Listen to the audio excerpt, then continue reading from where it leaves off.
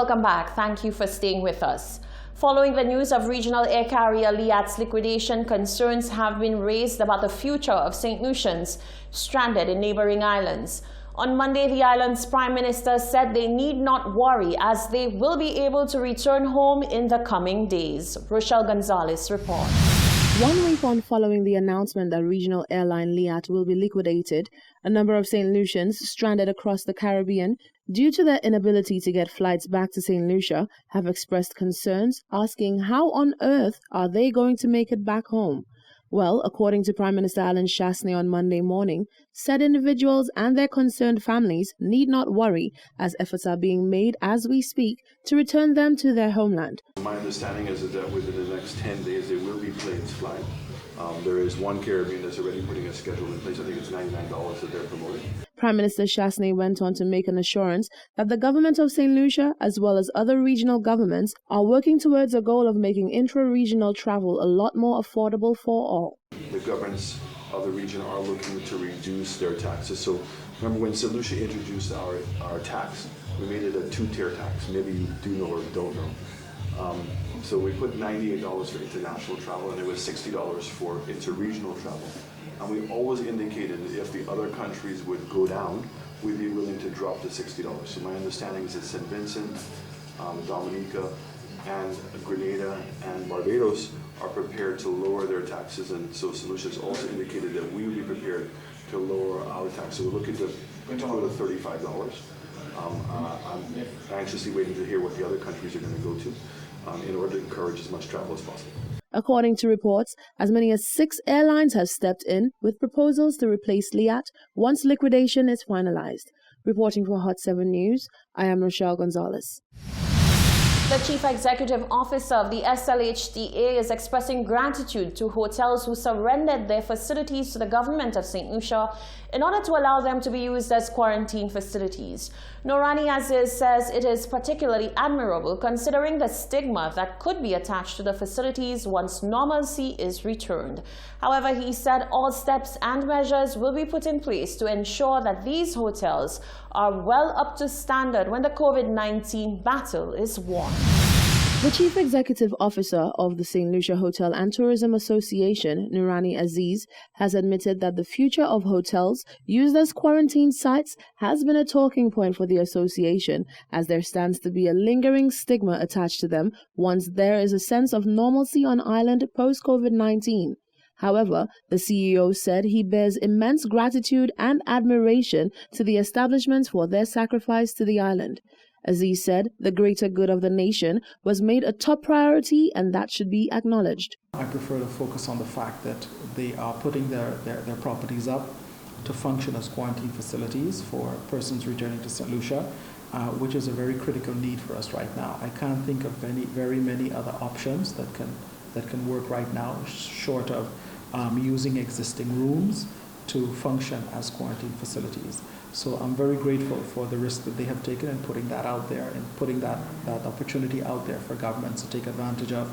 The CEO said, on the other hand, efforts will be made to ensure that the facilities are in tip-top condition to be able to reopen and function properly once the curve has been completely flattened.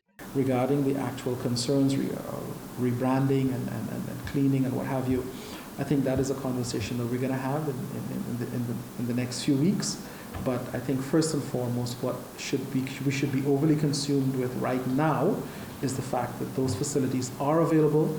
They meet a very glaring gap in our medical care, you know, and that we need to just take advantage of that opportunity right now. What I have observed is that other options prove to be far more expensive for us at this time. And so we're very grateful that these properties were willing to allow us to use their facilities as quarantine areas. Where planning is concerned, Aziz said COVID-19 has been a learning experience. He said the SLHTA are working towards making the best decisions on the matter as time goes by. Reporting for Hot 7 News, I am Rochelle Gonzalez. The government of St. Lucia has appointed a 3-person independent committee to oversee the management of funds raised from the National COVID-19 Response Telethon. The independent committee, comprising NIC Chairman Isaac Anthony, retired Managing Director Dr. Charmin Gardner, and former Director of Finance Cointhia Thomas, will oversee and manage the disbursement of the funds. All payments will be channeled through the National Community Foundation, NCF, and requests for use of the funds from prospective beneficiaries will be received by the Permanent Secretary in the Ministry of Tourism, Information and Broadcasting, Culture and Creative Industries. The telethon was held on Easter Sunday and received overwhelming support from the private sector and the wider public. Local musicians, singers, announcers, and more lent their talent to the cause, and St. Lucia raised millions for protective supplies for frontliners and COVID-19 related initiatives such as the National Feeding Program. Since the telethon, the NCF has been receiving the pledged funds, and pledgers with outstanding balances are encouraged to make payments. The SLHDA has launched a new Eat What We Grow campaign, which is specifically aimed at promoting the consumption of locally grown agricultural produce. More in this report. The St. Lucia Hotel and Tourism Association has teamed up with legendary musician Ronald Boo Hinkson to launch the new Eat What We Grow campaign, a move aimed at promoting healthy eating, boosting the sales of local farmers, and to keep money within the local economy. The campaign was the brainchild of Hinkson, who for over 50 years has been a stickler for healthy eating habits, which he credits for a life lived without having to visit the hospital and for rarely falling ill. During the campaign launch, Hinkson said the adoption of a healthy eating lifestyle is a key component in the fight against COVID-19. Hinkson said there is a need to re-educate the people, and the support of the media is needed to spread the word on this campaign. I am testimony to what eating healthy is. I can vouch for that. I have not eaten, as you know, most people know I don't drink alcohol, I don't smoke, I don't eat meat, I don't eat junk food. I do not eat canned foods. There's very little in the supermarkets that I eat, and that is because I'm determined to eat healthy. I understand clearly the cost of medical attention, and that we can avoid by eating healthy. And it's not that difficult to do it. We just have to be disciplined about it. I also understand clearly that spending $400 million on imported foods a year is ludicrous for a small country like this. If we can cut that down by at least $100 million, this would do wonders for our economy. Hence the reason why I'm adamant about this venture, and it must succeed.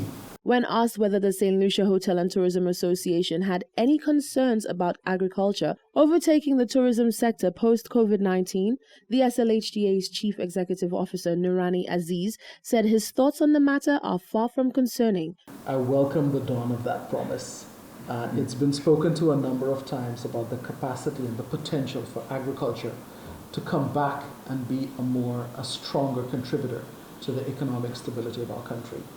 What we have learned from me, what I have observed from the COVID experience, is that we need to do a better job of diversifying our economy.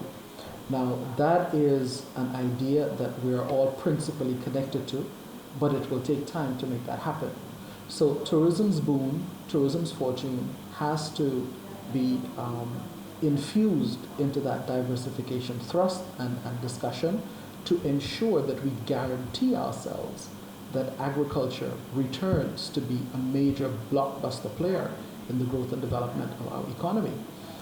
Agriculture not only offers us the possibility of a healthier lifestyle, but also greater food security in the event of instances such as these, when we are faced with catastrophes external. Present at the launch was pineapple farmer Moses Rene, who spoke on how the initiative stands to benefit individuals like him.